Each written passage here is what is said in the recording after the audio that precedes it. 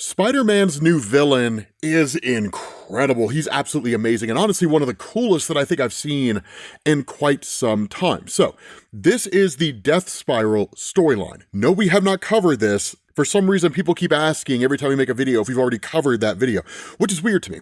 But the great thing about this is that it does give us the ability to kind of get caught up for those of you guys who were out of the loop and what's been happening with Spider-Man, Venom, Carnage, and these guys. So what this does is this initially picks up with Peter Parker, basically figuring things out after returning. Something that I do want to point out here, we have been covering the whole Hellgate storyline. Peter Parker has returned home. There was an issue when he finally arrived back, but it was really more just him kind of making the rounds and letting everybody know he was there, that kind of stuff. Honestly, you can actually skip that issue and then just jump straight to this one, right? The Venom Spider-Man Death Spiral one-shot. But the cool thing about how this is done is that it kind of focuses on the realistic nature of Peter having left Earth for so long. Well, partially being sent away and then being out in space and forming as Guardians of the Galaxy. He's got past due bills from people, there's notices, there's boatloads of voicemails, and that's one of the things that he talks about here. While I was gone, people tried to take my place as Spider-Man and Peter Parker. And of course, that's when he's met by both Rayleigh and Glitch. Now, there are a couple members from his own Guardians of the Galaxy team, the ones that were helping him become stronger and more capable, and he also freed them to a degree. But again, that whole Hellgate story is effectively on hold until Death Spiral finishes. But what he says here, right, weeks of letters from Aunt May, hundreds of voicemails from everyone I know, people joke about having to catch up on life, but that's exactly what I need to do. Right now, focused in this moment. And he says, call it ADHD, right? Call it procrastination. Good old-fashioned, too scared to deal with reality. I don't really care. Nothing clears my head like a swing through the city, which is true. When I need to clear my head, I actually just drive through the town and drive through mountains. But he says, after an hour and a quick beatdown, I am ready, right? Not in the sense that he got beat down, but like he just beat up a couple of criminals. And that's when he basically starts hitting up everybody that he knows. Now, one of the things that I want to point your attention to is people who were dying, right? It's kind of a subplot here, right? It's just the same panel always down at the bottom of the page. Imogen Killarney, Mr. DeCividanes, these people are basically dying under mysterious circumstances, ketamine and their system, different things like that. It seems very weird and very random and doesn't really seem to have anything to do with anything, but it will as time goes on. Because as you follow Peter Parker here, he starts making his way through a hospital and ends up coming across Brian Naring, who's actually in the hospital at the moment. Now, this goes back to Amazing Spider-Man, the current run with issue number 12. One of the things to know is that while Peter Parker had basically been out in space dealing with the whole Hellgate storyline, Norman Osborn was pretending to be Spider-Man and Ben Reilly was pretending to be Peter Parker. Now, Ben Reilly's story began to kind of fall rank and file with the classic story of Ben Reilly, which is to say, always kind of being angry over the fact that Peter Parker has the life that he feels like he should have. And while it's not as on the nose as the aftermath of the original Miles Warren clone saga in Marvel, it is still kind of falling down those themes. Some people like it, some people are kind of frustrated because it feels like Marvel's retreading the old Ben Reilly storyline over and over and over again. But the fact is, right, he was basically working at Rand Industries on an agricultural project. Brian was injured during this project, and so while Peter was not operating as part of the project, and it was Ben Reilly pretending to be Peter, it does create a moment of confusion when he's met by someone named Astrid who worked alongside Ben. And while Peter is familiar with her, at the end of the day, she really just kind of tells him, like, you're on notice, right, with the whole Rand Corporation project and the whole 9 yards. So effectively, it's just kind of like an aftermath of what was going on here. And in fact, she tells him, right, while the incident is under investigation, officially, you are on administrative leave, but come into the office and let's talk. So again, a lot of this kind of deals with a combination of what Peter was doing, working with Rand alongside Ben Reilly, taking his place. It's small little things like this that just kind of go over the course of the story where Peter is getting caught up. And in fact, that's one of the things he talks about here, right? Parker, why aren't you calling me back? Why aren't you calling anybody back, right? In other news, your second cousin, twice removed, passed away. It's funny how terrible news travels fast, right? Bud, can you give your boy Randy a call? Please, just over and over and over again. Even Miles checks on him, right? Hey, it's Miles, are you good?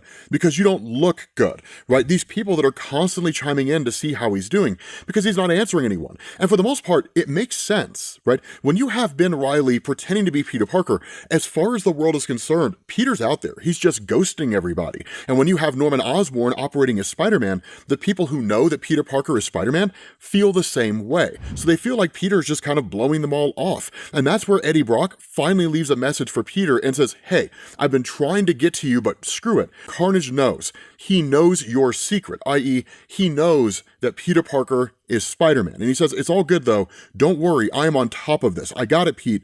I promise. And so that's when you pick up with another instance of a murder, right? A guy by the name of Gregory Riley, who dabbled in 3D printing and airbrushing his own artwork, right? It was a hobby he discovered late in life at 70, and ironically, would lead to the accident that took his life less than a year later. So you're starting to notice a pattern here, right? And in fact, this pattern will become far more prominent as we get further into this story. But at that point, you switch over to Brooklyn, specifically with Eddie Brock and with Carnage. And Eddie says, there's something inside of me, a need. If I don't feed it, I get sick. But when I do, I feel good, right? I feel incredibly good. Eventually, it'll probably kill me, but until then, I can use it. I can use it to help. I have got it under control. And that's where Carnage says, we control each other, Eddie. We are Carnage. Now, here's the thing to know here, right? In the aftermath of the whole Meridius storyline, right? The, King in Black and Eddie Brock becoming God and all that kind of cool stuff, that once that was all said and done, Eddie Brock lost Venom, and instead he got Carnage. Now that actually led to the Eddie Brock Carnage comic line. We did not cover it. People were telling me it was fantastic, and I feel like we should, right? Let me know if you guys want me to. It's a pretty solid story, but the long and short of the relationship between Eddie and Carnage in the here and now is that while Carnage is just a mass murdering symbiote, as most all of you guys know, Eddie Brock is still essentially a good guy at heart. And so the deal that was struck between the two of them when Carnage bonded to Eddie, because essentially they were both dying, was that Eddie would be the one to be in control. And the only time they would take people out is when they were criminals, when they just kind of determined the world would be better off without that person. Now, these are not guys who are like jaywalking or anything like that. It's just this really interesting philosophy about the morality of murdering murderers is really all it comes down to. But that's why Carnage starts talking to Eddie and says, why are you killing vermin? It's beneath us. Lesser beings do not give us the hit that we need. You're only delaying the inevitable, Eddie. Besides, we are in New York City, the concrete jungle, a killer on every corner. For us, it's a banquet. I did miss it so. And he says, the need grows inside us, no matter how many cockroaches and rats and pigeons you skewer, and yet we sit on this filthy roof when we could be engaged in glorious, morally justified murder of human monsters. What is it, Eddie? What's the holdup? And that's when he says, oh, it's Spider-Man, isn't it? Right? Or should I say, Peter Parker. And he says, well, don't fret, Mr. Brock. I'm glad that you warned him that I know his true identity. I'm having the most delightful time imagining what he's going through.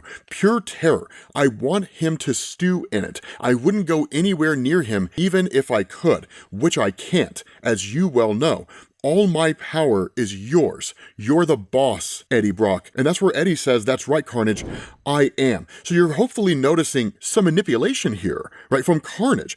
Oh, you're the one running the show, Eddie. You're the boss. I just do whatever you tell me to, right? You're the one who's really running the show. No. That's not the case at all. And we'll actually see that as we get further through this because it gets really, really cool. And so at that point, Carnage just says, yeah, right, this is the stuff. Nothing like a city, especially this city. Did you know over 200 people die in New York every single day? You can almost feel it, like this energy, right? And where Carnage continues on, of course, Eddie Brock cuts him off and just kind of tells him to shut up. And he says, straight to business. I can appreciate that. Let's go find Torment. Now, Torment is an ongoing storyline that essentially started in the Carnage comic, which is why I say it's probably worth going through and focusing on that comic because it introduces the FBI agent Bailey Bushkin, the attempt to find Torment, and we'll learn a little more about that as we get through this. But again, the fact is, this has been a thread that Eddie and Carnage have been chasing for a little while. It's just now catching up with everything going on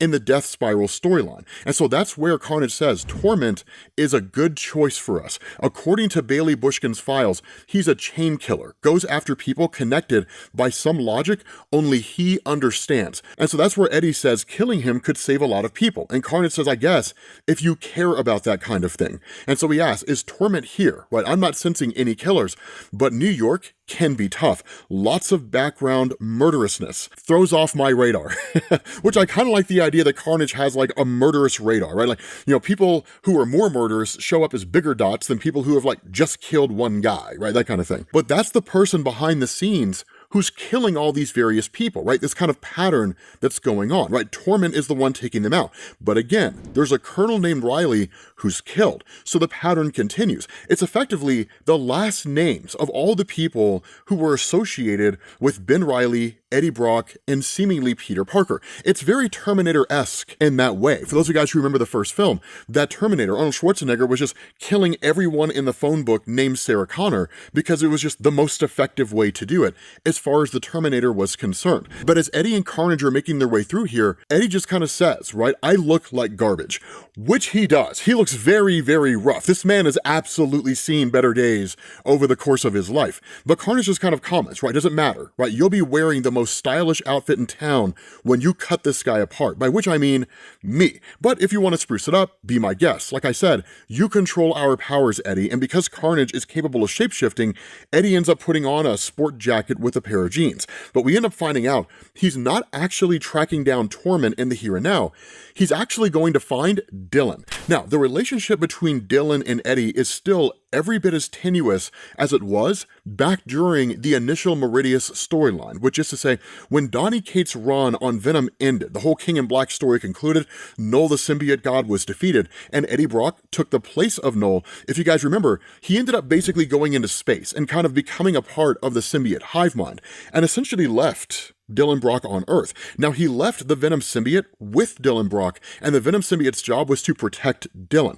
But the biggest issue about this when it came to Dylan is he felt abandoned by his father, and so that created a very difficult relationship between the two, to say nothing of the fact that while you were getting dual stories from both Ram V and Al Ewing during that Venom run, I believe it was Al Ewing, during that whole Venom run, that one story focused on Dylan trying to flee the government, right? The anti-symbiote task force who was looking to capture him and the Venom symbiote and use it for their own ends. And then the other half of the story focused on Eddie.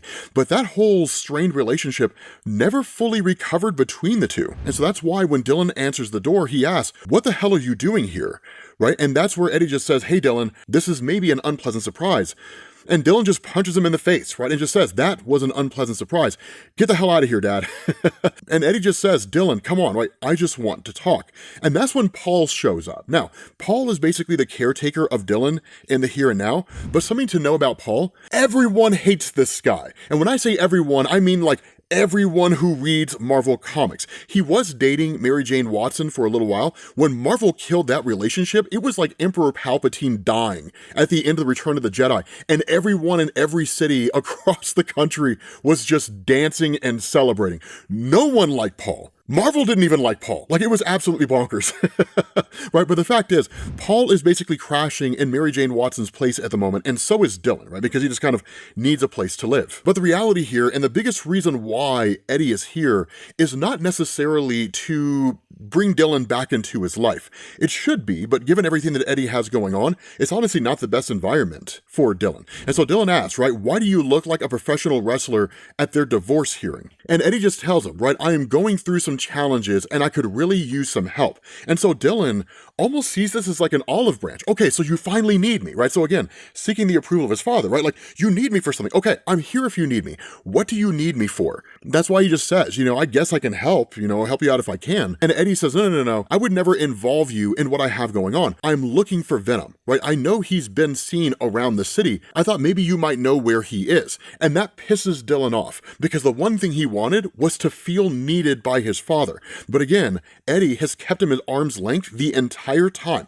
And that's why he gets angry, right? So you didn't come to see me, you came to see it, right? I should have known. And he says, well, sorry to disappoint, Eddie. Venom's not here. These days, he's all up in Mary Jane Watson, and just kind of dismisses him. And so at that point, you jump to Mary Jane Watson and to Flash Thompson. Now, this is not a great big huge sequence of events here. This is really just kind of a catch-up for what's going on, right? Flash Thompson still very much operates as anti-Venom within Marvel Comics, but Mary Jane Watson having the Venom symbiote and the two of them having to be bonded in order to survive is something that she's still coming to terms with. Now, initially there was a little pushback on the idea of MJ being Venom, but I think over the course of the Venom run, as it's been handled so far, a lot of people have grown receptive to it. Honestly, it's kind of grown on me, and I've really learned to love the idea of Mary Jane Watson being Venom. It just kind of changes the dynamic of the entire Venom comic when you consider that Mary Jane Watson is kind of the host inside the symbiote. And so Flash asks her the question, right? Who all knows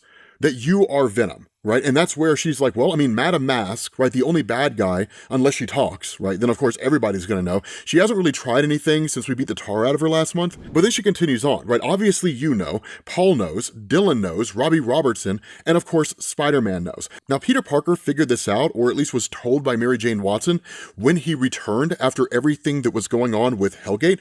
He wasn't really a big fan of it. He was kind of pissed off by it all. And in fact, he told Mary Jane Watson, you deserve this. The two of you deserve to be together. What Peter didn't know was the other side of the equation, that they bonded because they had to, not necessarily because they wanted to. So it wasn't really a choice per se. Marvel also does kind of tease the idea of a romance between Flash Thompson and Mary Jane Watson, which actually seems pretty cool. And I'm curious to see how you guys would feel about this, right? Could you guys see Flash Thompson and Mary Jane Watson being a couple? Now, they don't necessarily solidify it, right? It's really just kind of Mary Jane Watson, like, what do you consider us to be? And Flash Thompson's like, I don't know, I mean, we're obviously friends, but maybe there's something there, right? And MJ's a little non-committal herself, you know, it's kind of like, I mean, you know, I'm not against maybe, you know, and so it's like, yeah, let's just kind of stay in this maybe box, right? This kind of non-committal standing of where we're at. Flash Thompson does make it clear he would like for it to be something serious, but if them being serious would potentially lead to the end of their friendship, he doesn't want to become serious at all. He values their friendship more than he values them being in a relationship. So again, it's one of these things where Marvel's kind of teasing it, toying with it, and we may or may not see it becoming something at some point in the future. But in the midst of all this, Paul ends up calling MJ up and letting her know that basically Eddie Brock had shown up there, that Eddie Brock was looking for Venom, and that he said something to Dylan, and that Dylan's just kind of sitting in his room and is really just sulking, essentially, but also struggling with depression, to be honest, right? Feeling rejection yet again at the hands of his father. And so what ends up happening, of course, is that MJ turns into Venom and then basically swings away. But again, like I told you guys, there's a lot more going on to the relationship between Carnage and Eddie Brock than we were initially told. Because what ends up happening is that while Eddie Brock is sleeping and kind of coaxed into sleeping by Carnage, right? You know, you should lay down and get some rest, you know, that kind of thing. Then of course, Carnage ends up using the Face ID of Eddie to unlock his phone and then texts Torment on what is essentially a disposable chat program. And he says, Torment, right? Torment responds, Mr. Redman, always a pleasure. And Carnage just says, I'm sure. I've got another name for your spiral. Locks right in with Eddie Brock and Peter Parker. They're all tied together. One big unhappy family. 3 spirals that make one ugly, twisted knot. You will have a blast. And Torment just says, I'll have to start a new chord. Move fast with it to catch up with the others. But I'm listening. What's the name? And that's when Carnage tells him, Mary Jane Watson. And so what you end up getting is this kind of background image where what Torment is doing is starting with essentially the outermost members of Peter Parker, Eddie Brock, Ben Reilly, their families, and circling in directly to those guys themselves, eventually seemingly going after Peter Parker directly. That's where the whole Death Spiral name comes from. It's a dance, right? Starting from the outside and working your way in. Now, it's important to know that there are a few things going on here. The first is that no one knows this pattern. Peter hasn't even had a reason to look into it yet, neither has Venom. While Carnage is chasing it down, Eddie Brock doesn't really know what Carnage is doing, so he doesn't know the nature of this pattern. But what's more important than any of that, Peter Parker and Venom do not know that Eddie Brock is the host for Carnage.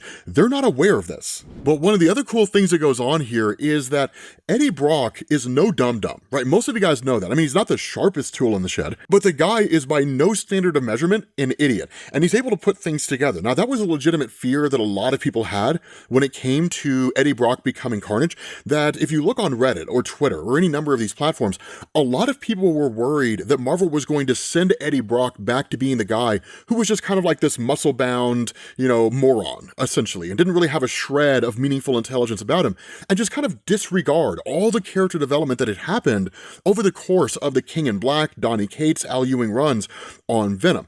Instead, Marvel kind of embraces that to a degree, albeit within the context of the story. And again, we'll kind of see that here in a second, because one of the things that Eddie Brock asks is he asks Carnage, do you know where my phone is? And Carnage just says, right, you mean the only item that you own that is never out of reach? And Eddie just kind of like, I'm a little distracted. And so Carnage says, you're a mess, Eddie, right? We should grab a bite. Isn't the Bronx a crime-ridden murderer's paradise? And Eddie just says, right, that's Staten Island. Now, shut up and look for clues. The lady who worked here wound up up inside of a python, but there was a spiral mark, and that's kind of the little tagline that gets left behind. Every single murder that happens from Torment has a spiral left behind, basically its calling card. It's not that dissimilar from basically the Maximum Carnage storyline when Carnage would write Carnage rules or that kind of thing to kind of sign his work so people know that he was the one committing the crime. And that's where Carnage asks, right, did Torment really feed this woman to her snake? Outstanding. Carnage is really, really twisted. This guy's pretty messed up. But Eddie just says, right, if we can crack why he chooses his victims, then maybe we can get some insight into who's next, because it's the one thing they're trying to figure out. And that's where Carnage just says, right, look at you, applying logic to the illogical musings of a madman, as if they belong to one happy Manson family. And so Eddie's just kind of like, why do you say family like that? And Carnage is like, I don't know, man. Dramatic effect.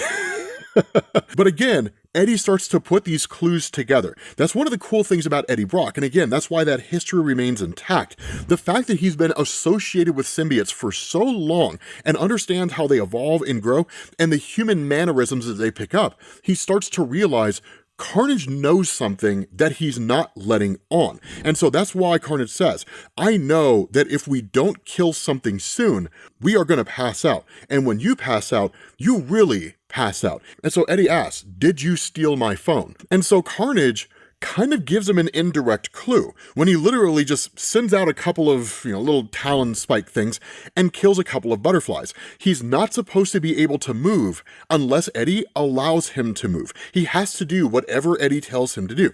The fact that he was able to do that independently is effectively Carnage demonstrating to Eddie he can act without his authority, that he does still have his own agency. And so that's when Eddie says, how did you do that? You can't move unless I let you move. Carnage tells him, totally, them's the rules, and I am a model rule follower, but your cold turkey non-killing program leaves you pretty shaky, partner. We'd better find the big bad killer man soon, or who knows what might happen.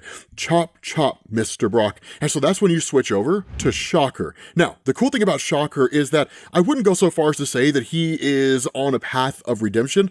Not really. He's as much of a criminal as he ever was, but he found some stable of a criminal life. And that's kind of how it works in the underground when it comes to Spider-Man comics and really the criminal lifestyle. In the same way that actors and voice actors in Hollywood are all trying to work for SAG-AFTRA, right? Because of all the benefits that it comes with, and it's stable employment, and it's a union job, and that kind of thing. When it comes to the criminal underworld in New York, within the Spider-Man comics, and ostensibly the rest of the criminal underground from any other villains who exist out there, finding gainful employment with a major crime boss is what you're always hoping for. It creates stability, right? Steady work. And that if somebody were to come after you, you've got the backing of a major crime boss. So it's kind of like the mob equivalent of being a made man, right? Somebody whacks a made man, that made man's gonna die, right? You basically end up like Nicky at the end of Casino, for those of you guys who understand that reference. But when Shocker gets back, right, when Herman arrives back at home, he's immediately attacked by Torment. And Torment just says, son of Marianne Sinek and Heinrich Schultz. No siblings, but mom had a sister. Did you know that? Right, married a Caro, and their daughter married a Watson.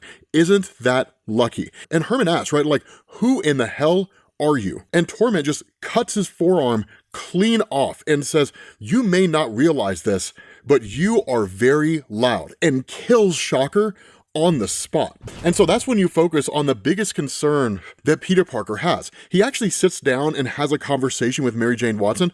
Truth to tell, this conversation was a long time coming, right? It was necessary for the two of them to come to terms on everything that had happened. The fact that he had metaphorically slammed the door in Mary Jane Watson's face and said, you know what, you deserve to be bonded to Venom, like all that kind of stuff. This is them basically coming to terms. And it's more or less an apology, right? Where he kind of explains everything that had happened during the Hellgate storyline, right? That he was literally sent into space, that Ben Reilly took his place as Peter Parker, Norman Osborn took his place as Spider-Man, and he says almost everyone I know thinks I ghosted them or went insane. But yeah, right, that's not the headline. You died, and basically Venom saved your life, and now the two of you are bonded together. And in fact, she tells Peter, the reason why I didn't initially tell you that I was Venom when you first got back here was because I thought that you would make it about you, that we somehow chose this. But that's where MJ just says, we did not need you to save save us. We saved ourselves, but we did want time to process what we were going through alone, just like you've done since I've known you. And so it's kind of one of these funny things, because she sort of paints this picture that Peter Parker follows this philosophy that it's rules for thee, not for me, right? I process things on my own. I process things in a way that works for me. You are not allowed to do that. You have to come to me, MJ, and talk to me about whatever you're struggling with. You need to be open with me, but I don't necessarily have to do that for you. No. Friendship doesn't work that way. What's good for the goose is good for the gander. It's like Kevin Hart said, right? When you sign up to be best friends, your problems become their problems, and their problems become your problems, right? You struggle together, you celebrate together. And honestly, that's what makes friendships great, and that's what deepens the connection between friendships. And that's where Peter kind of starts spilling the beans on everything he's been struggling with, specifically the fact that Carnage knows who he is, because that's what he tells MJ, right? Where she says, you're not alone, Peter, right? Getting back to life or mending fences or whatever you're going through, we're part of it now, right? We are a part of this journey that you're on. We will help you however we can. Peter tells her, you have no idea how true that is. When I was gone, Eddie Brock tried to contact me and he left me a message. And that's where MJ's like, why did a chill just run down my spine? And Peter says, I don't even want to say it out loud. But Venom asks him, what's this message? And Peter says, Carnage knows, right? He knows that I am Spider-Man and he's going to come for me. So no one I know is safe. No one at all. Because while Carnage has not played a major role in Spider-Man's life for quite some time, Peter knows enough about Carnage to know when he arrives on the scene and when there's like the murder of the Shocker, right? And it writes, Carnage ruled on the wall, which that past tense is going to be important. When Carnage shows back up, people are going to die. And when Carnage comes after Spider-Man, the people Spider-Man cares about are going to die. And there's no getting past that. And so what you end up doing is picking up with Eddie Brock and Carnage when they're reading the Daily Bugle article about the death of the Shocker. And notice how it reads, Carnage in New York, killer symbiote returns, cops urge caution. And so that's when Eddie reads it, right? Carnage rules. Is there something you're not telling me? And Carnage just says, I'm not sure, Eddie. Let me take a better look. And then pops out of Eddie Brock's eye in a pretty grotesque way that's also hilarious at the same time. Right? And he just says, relax, right? I'll put it back in. But once he starts looking at the article, he says, no, that says Carnage ruled, past tense, once, a ruler, but no longer. Torment is calling us out, Eddie. He's saying that we are not killing enough. And where Eddie's dismissive of it, Carnage tells him, we've been so slow, so finicky, only killing serial killers. You cannot say that I have not been patient, Eddie. You cannot say that I have not tried to see things your way. And so where Eddie asks the question, right, why did Torment kill the Shocker? How is he connected? What's Torment's pattern? Carnage just says, I wish I knew, Eddie. I bet it's something really intricate and fascinating. Something really, really cool. Because Carnage does know. I mean, Carnage is perfectly aware of this. He's the one setting Torment down the path. He's giving him everything he needs to go after the various people within the life of Spider-Man, Eddie, and Ben Reilly. And so again, that's where Marvel feeds on this idea that Eddie's every bit as capable as he ever was, right? He says, because every killer we take out is an audition reel to you. If they can finish me, they're worthy of you. That's your motivation here. So tell me, Carnage, how big of a coincidence is it that this creep puts your slogan on his kill while we are in New York hunting him? From Eddie's perspective, it's Torment advertising to Carnage. It's Torment basically telling Carnage, hey, I would be a fantastic host for you. I would be a better host than Eddie Brock. I'll kill him and demonstrate that to you.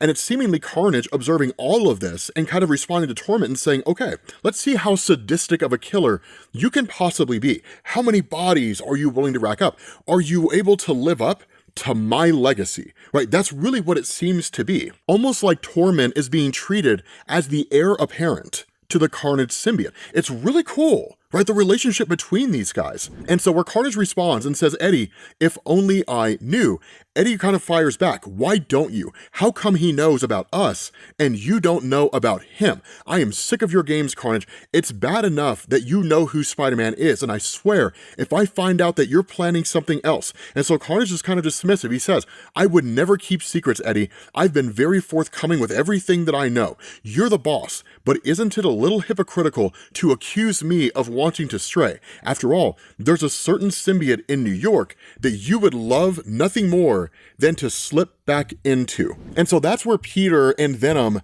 basically show up to the bar with no name, right? It's a criminal bar within the city of New York. Now, in this instance, it's more or less being ran by Tombstone. And there is a little bit of back and forth between Peter and Boomerang in the sense that when Peter shows up here, this is all these criminals basically mourning the death of the Shocker. And there's kind of an unwritten rule, right, when it comes to the criminals within the city of New York, specifically in Spider-Man's Rogues Gallery, right? That Spider-Man doesn't kill the criminals, but Spider-Man will also work to make sure no one kills criminals, believing they can be redeemed. And so it's almost kind of viewed as one part a failing of Spider-Man, but on the other part, disrespectful to the memory of the Shocker that Spider-Man would even show up here in the first place. But one of the things that Spider-Man tells Boomerang here is that, look, I'm not here to disrespect the memory of Shocker, and honestly, I always kind of liked him, right? The guy was not sadistic, he wasn't a crazy serial killer, he wasn't beyond being redeemed, the guy just like robbed some stuff, right? At the end of the day, I always kind of felt like he could turn his life around, and now he can't, because he's dead. So Peter takes it very, very personally, and is taking it hard,